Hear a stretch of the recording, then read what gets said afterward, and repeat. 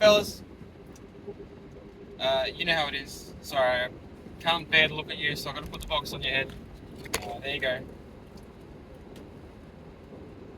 A pretty warm day in Melbourne. Spicy things happening around in the community. But today, we're here to talk about Fuwalos getting reprinted, vendors losing their ass. For those of you who don't know, there exists a card in the Yu-Gi-Oh game called mulcharmy Fuwalos, belonging to a small archetype of bubbly-looking cute creatures that all have a similar effect. I will try and read verbatim what mulcharmy Fuwalos effect is. If you control no cards, you can discard this card. Quick effect. Each time your opponent special summons from the main summons a monster, or special summons from a monster from the main deck or the extra deck, draw one card. You can only activate 2 mulcharmy effects each turn, and at the end of your turn, if you control more cards, if you have more cards in your hand than your opponent controls +6, shuffle random cards into your deck until you have that number. That card is incredibly powerful, reminiscent of the days of old where in Storm of Ragnarok we released the old cabinet insect Maxi. Had a similar effect, but in this day and age, drawing a couple of extra cards to deal with your opponent's board is a very, very welcome pseudo-interruption. Either more engine, more board wipe, more board breakers, more hand traps. Pick your poison. Fuwalos is currently the most expensive meta card as you could play, similar to Ash Blossom back in the day, pretty much 3 copies in every deck. And it would get you some mileage in pretty much every game, provided your locals isn't in Werribee, or in Sale, or Traralgon. Now, why is this card important? So why is this card's reprint important? Well, here's a timeline of events. Rage of the Abyss came out maybe a month and a half ago, releasing the cards of the format such as Fiendsmith Lacrima, Fiendsmith Agnes Day, Dominus Impulse, and mulcharmy Fuwalos. At the time of release, and up until I would say about 7 a.m. this morning, the accepted price among Australians, because that's where we are, was around about $200 AUD. And that's a tough pill to swallow if you are planning on playing any events, because we don't get a premier event in YCS Sydney until the end of February. So investing is a hard choice to make. But investing is sort of the only thing you can do. What this has led to is a series of vendors holding the bag, as it may, on mulcharmy Fuwalosses for when the YCS eventually rolls around and people will be forced to purchase this card at an exorbitant rate. One thorn in the haystack, I know I've butchered that expression, appeared over the night when Konami have in their Rarity Collection 4 set, Quarter Century Stampede, confirmed that mulcharmy Fuwalos will be among those reprinted in Super, Ultra, and some of the luxury rare slots. It will not appear in Quarter Century Rare, as Konami would like, at bare minimum, respect the market value of a Quarter Century Rare. But for anyone who was caught holding onto secret rares for the moment that Fuwalos was going to skyrocket, approaching competitive, mandatory competitive status, they're now going to lose out their ass because people aren't going to be willing to pay $600 for a set of secret birds, when only a month later that set is going to be very reprinted and the card becomes much more accessible.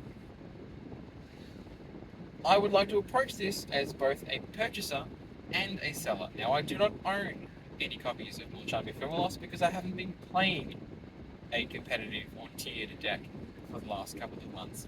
It has not been important to me as an Australian who recognises that the only time you should really lose your ass on a deck is when you are planning on going to a YCS or higher level event, such as, we'll say, States and Oceanics do count as well. And I don't particularly think it's worth me expending $600 just to hold some value in some cardboard to win a regional. Now, you could realistically sell these cards after the regional, but again, consider that price point, $200 per copy. At 3 copies, you're likely going to need to play in either your main or side deck. It's a very difficult investment to make because there's no guarantee that people are going to want to purchase this card from you after. As a buyer, what this reprint means is that people will be much more likely to offload their sets, saturating the market prior to the set's release, and it will lower the price point for entry for people who would like to purchase an original copy of Secrets leading up to the YCS. Now, I believe there should be a premium for people who just want to pick up this card for the YCS. My advice is, if you can, get a friend who already owns a set and is not particularly interested in dealing with the peanut gallery on Facebook Marketplace to lend you a copy, perhaps at a nominal fee. You know, flick them $100 for the event, because I guarantee you that's at least how much value they will have dropped between day 1 and you dropping at the end of round 7.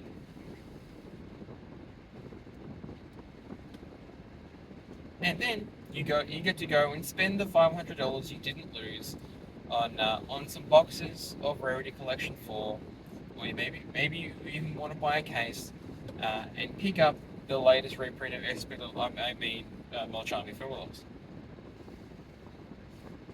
And as a player, having cards be more accessible is always in the best interest of the company and the players.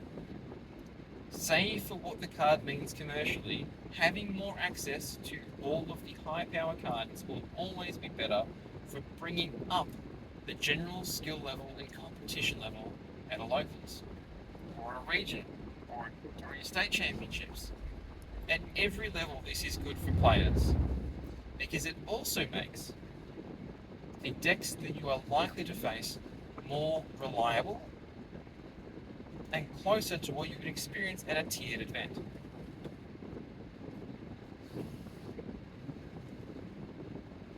But what does this mean as a seller? Now, like I said, I do have a business. Check out Forbidden Card Slots on eBay. I do have a business selling Yu-Gi-Oh! Singles. But my focus has been on your cards worth anywhere from $1.50 to $10. We're talking extremely low value. So investing in a card like mulcharmy Fuwalos, I think, is a bit of a fool's errand. A bit of a PSA went up around the Yu-Gi-Oh! Groups in Australia today, essentially to confirm what we all know, in that if you are going to try and hold on to a card in hopes that its value will increase, you are essentially a monkey in the market. You are trying to play the game against Konami not reprinting a card, or that we're going to have some sudden upswing in tiered events that people will need to clamor on to all of the copies that you own. $200 per copy is already extreme. And I can't see people being able to invest more than that. But where I have an issue with the sellers who have groaned on about this, and I don't know too many, because it's not a very sensible point of view, is let's look at the last 10 years worth of Yu-Gi-Oh! Cards. When has a core set staple card ever gone up in value and held there for more than a year. When has Konami ever not reprinted a staple card in a future set?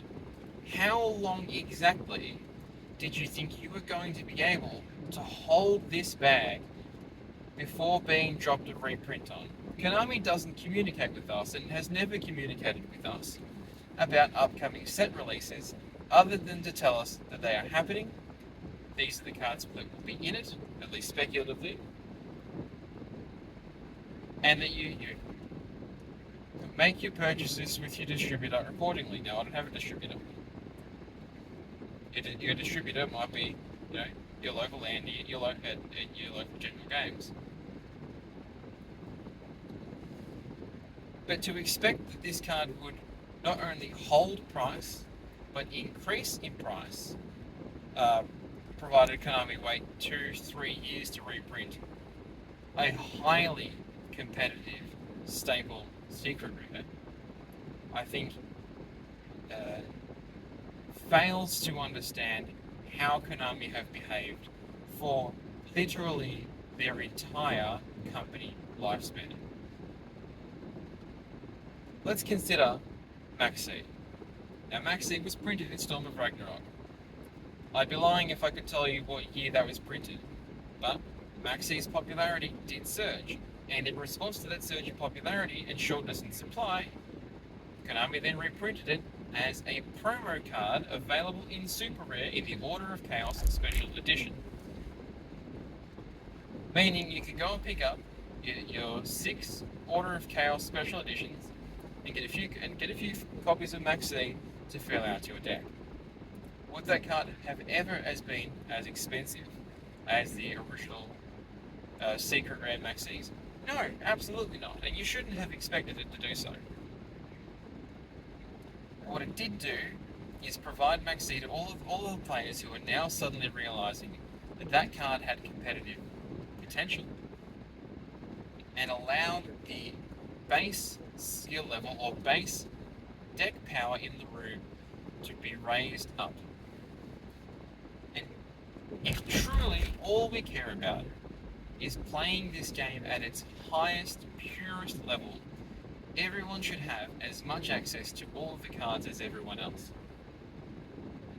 But sadly, that is not the case. There will always be gaps, and in those gaps there is market potential. And where there is market potential, someone is going to be making money selling cards or losing money selling cards. And in this case, holding Yu-Gi-Oh products is always a loser's game. Holding Yu-Gi-Oh singles is always a losing game. Very rarely has a sealed product held value. Very rarely has a single card held value. The single cards that have held value are usually surprises. Let's review cards from Starstrike Blast. Again, I don't really know when that set came out because I wasn't playing the game when that set came out. Let's consider one card from that set, Vanity's Emptiness. Now, if you had a bunch of Starstrike Blast commons laying around, you would have been feeling pretty good for yourself around 2012, when it started being a mainstay in Dragon Roll lists, and then a year later in Shaddoll, Burning Abyss. What the fuck was the other deck? Cleveland, right. It was a mainstay in that format. And short print copies from Starstrike Blast were upwards of $50, $60 because it wasn't accessible. And what? Now, that's a really dreadful example of holding market value because that card didn't have any value because the player base had no idea what to do with it until someone showed off that it was good and everyone jumped on board. And in direct response to the meta attuning to playing 3 copies of Vanity's Emptiness in every deck, Konami then reprinted it not too long after that format in the Legendary Collection 5Ds. Konami is trying to sell products by making these cards more accessible to you. That has and always will be their goal. If you didn't buy enough Rage of the Abyss, well, you sure as well will buy more Rarity Collection. Now let's set aside the fact that the Rarity Collection will also have that huge 200 card nostalgia pool.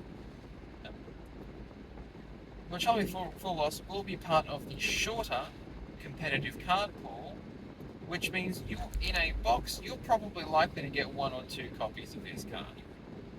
That seems like a very stable purchase, because your goal again is not as a player to make sure that the cards you have hold value. It's to make sure that you just have access to the cards to play them.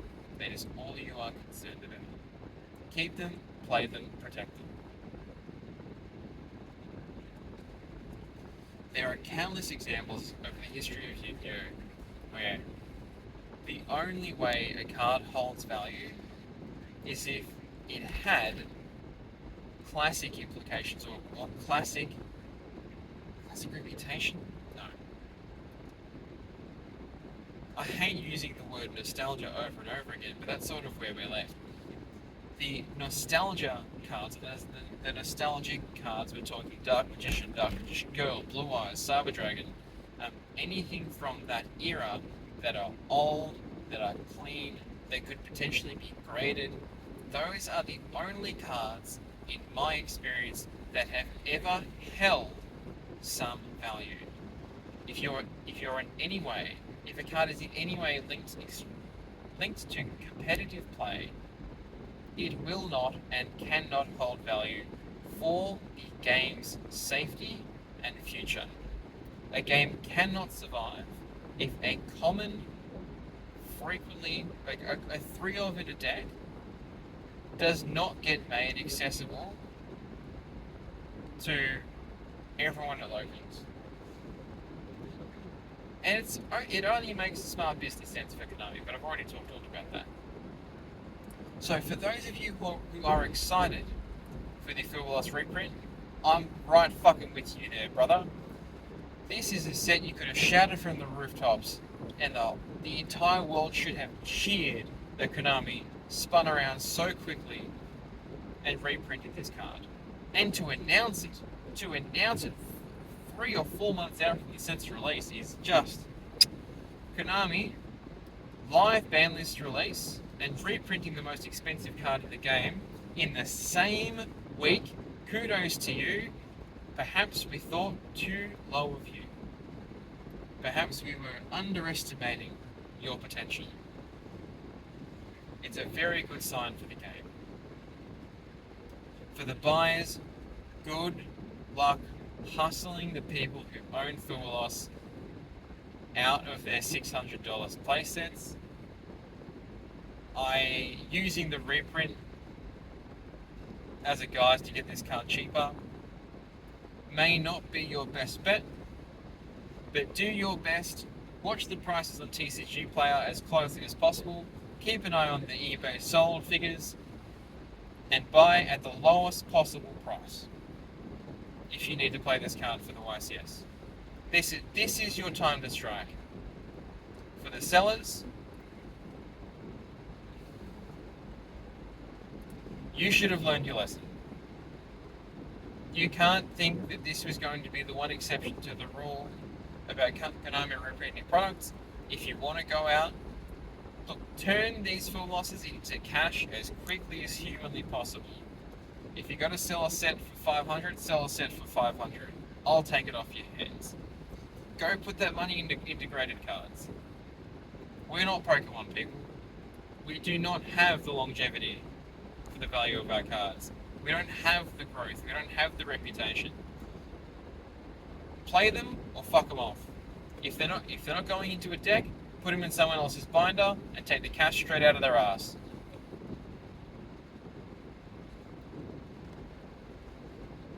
At any rate, I've been your boy. You've been my fellas. I still can't see you. I do actually leave the bag on your head for the whole video. And I'll see you when I see you. Bye.